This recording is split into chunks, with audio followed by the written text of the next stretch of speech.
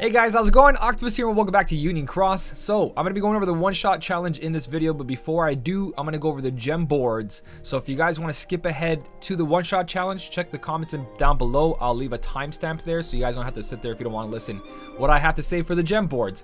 But we're going to jump in, talk about the gem boards, talk about the new titles that people got and the ridiculous time that I saw on that. So I'm logging into my free-to-play account. This will be done on the free-to-play. This is the three boards. A little history here. JP had these for a couple months now, maybe 2 months, a little bit more. I remember seeing these a while ago. I think it was maybe 3 months max. So they had these boards, but they came out for 5,000 jewels. And we actually got them on their discounted because JP got them a couple months ago for 5,000, and then they recently lowered the price to 3,500. So we actually got the lower down price as well. But the thing with this is that JP also just got an announcement today saying, hey, if you buy the first board, you can unlock 2 more boards. So if you buy 20 gems, you can buy another 20 gems and another 20 gems. So essentially in JP, they can buy up to 60 gems each. So there's 180 gems in total. So that's pretty cool. And they also got a skills to thrill deal, which means that defense boost 5 max should be coming out. Defense boost 8 max should be coming out. Whenever you guys see skills to thrill, just know that the next set of skills are coming out. So it's like, hey, did you miss out on a bunch of this? It's not bad to get the attack boost 7 maxes, but the defense boost 4 maxes, if they get replaced by 5 max, you're not going to use a 4 max. So be careful about that. So anyways, gem boards, my opinion on these, I think these are absolutely amazing. 20 gems for the price of 3,500. It's actually really good. If you guys remember all the way back then, we were getting 3 gems for 1,500 jewels. We get 1 gem per avatar board that we purchase, which is like 2,500 jewels. Of course, you get other stuff, but so to show you guys an example, right here you can see that there's gem boards that come out. They look like this: 3 gems for 1,500 jewels. And if you look a little bit of the history here, so you see 1, 2, 3 gems for 1,500 jewels, and then look what comes up afterwards: a skills to thrill deal. All right, another example down here, gems. Look what happened after not too long ago: a skills to thrill deal. So there's a pattern there that basically says that gems, skills to thrill, big increase coming somewhere. So there is going to be a power gap. Maybe the Keyblades are going to level up further. We're going to get new skills, but definitely every time you see a gem deal, a skills to thrill deal is around the corner, meaning something's happening. They're trying to catch everyone up. So that's just a heads up. But yeah, 3 gems for 1,500 jewels, where 3,500 jewels gets you 20 gems. These are good prices, but if you buy all 3 boards, that's 10,500 jewels, and you got to ask yourself, is that 10,500 worth missing a 5 mercy pull? Do you need it right now? Essentially, don't make any Keyblade past level 35 these days because of PvP. So in PvP, level 35 is pretty much standard for everything, because if you don't have a Keyblade at level 35, you're missing huge sub-slots. So, not even sub-slots, just slots in general. So if you go to a Keyblade that's like level, let's say 30, when I upgrade to level 30 to 31, I'm going to go from a 19 to a 2.0, a 1.9 to a 2.0. That 1 multiplier, those are the boosts we get from Union Cross. So leveling up your Keyblades to level 35 is really important if you want maximum damage, especially beating Sephiroth and stuff like that. Your Keyblade slots are very, very important. That's why sub slots have such high value, because you make Keyblades look absolutely ridiculous. So level 35 Starlight with a little bit of a boost, you can see I have a 4.063 there because of Union Cross boost as well. So gems are not something to just go, oh, it's just gems. Keyblades really matter these days. If you don't have negative 60 ground, upgrading your Keyblades slots are very important, but prioritize yourself. Do you need to spend that 10,500 right now?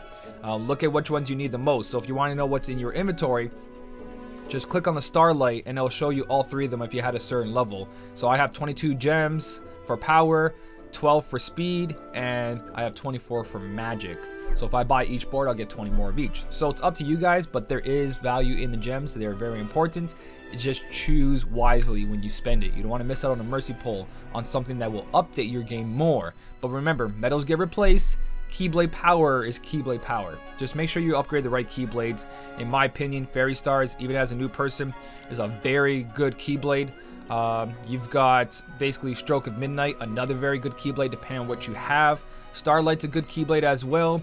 Before it wasn't, now that you have better metals, it definitely shines a lot more, especially right now. If you want to beat Sephiroth, I think the Starlight is a really good contender unless you have amazing sub-slots on the Fairy Stars. As for the beginner Keyblades, Treasure Trove, Lady Luck, and 3 Wishes, I still say those are the 3 that needs to be last. Do not upgrade those until you're done everything else at level 35, excluding the Proud Mode Keyblades. Don't worry too much about that, they take other gems. But for the majority, Counterpoint, Sleeping Lion, Moogle of Glory, make all those 35 before you touch these 3 right here. 1, 2, 3. These aren't worth the 35 right away. That's just a little heads up.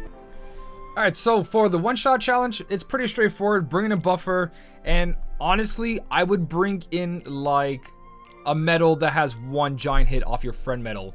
So if you guys have like Invisible in your friend list, if you guys have the Lexaeus, or if Sephiroth comes out fast enough, Sephiroth will also be a good choice. So pick one or the other. Lexaeus, you don't have to have as much buffs. Invisible, you do have to have more buffs. Invisible is a little bit stronger. So whatever one you guys have, anything that does 1 big hit, negative 60 traits really help. So negative 60 plus 1000, that's going to work out beautifully. Since I don't have Shion Kai, I'm going to bring in my Kari Kai. But before Kari Kai, I'm going to use a reverse prime medal. So since we're using speed medal, which is invisible, I'm going to hit the magic one. So I'm just going to let everything play out. I'm making sure that Roxas doesn't do any damage. I'm going to let Kairi do her big hit, which is just buffing up and down. And you guys can see that Kairi doesn't replace Roxas's debuffs or buffs that she doesn't apply. So there will be a reverse down there. There's the up rate, there's the reverse down. On my attacks, I should have 3 reverse. So I'm missing 1 reverse by the time we activate the... Actually, I'm missing a total... No, Invisible does add the ×3. So I did 55 million with 1 giant hit. That is way more than enough for this. Another thing you guys can do if you don't have a good Keyblade. Like if you look at my Keyblades, I have Keyblades that are level nothing. Diamond Dust is at level 1. So what's going to end up happening is that if your Keyblade's a low level, your friend metal is going to do less damage. If you run into that issue on your Spirit slot, put your best 7-star copycat medal in the Spirit slot. So that way you'll get the full attack of the friend medal instead of like a level 1 Diamond Dust only doing certain damage, because the Keyblade level gives more strength to the friend medal. So if you're low Keyblade, no damage almost. Well, there is damage, but not as much. So if your copycat medals have negative 60, or even if they don't have negative 60 ground, you don't need that. Just a good 7-star copycat medal, throw that in the Spirit slot and try some 6 stars. It doesn't have to be 7 stars. It might work 6 stars depending who you're copying.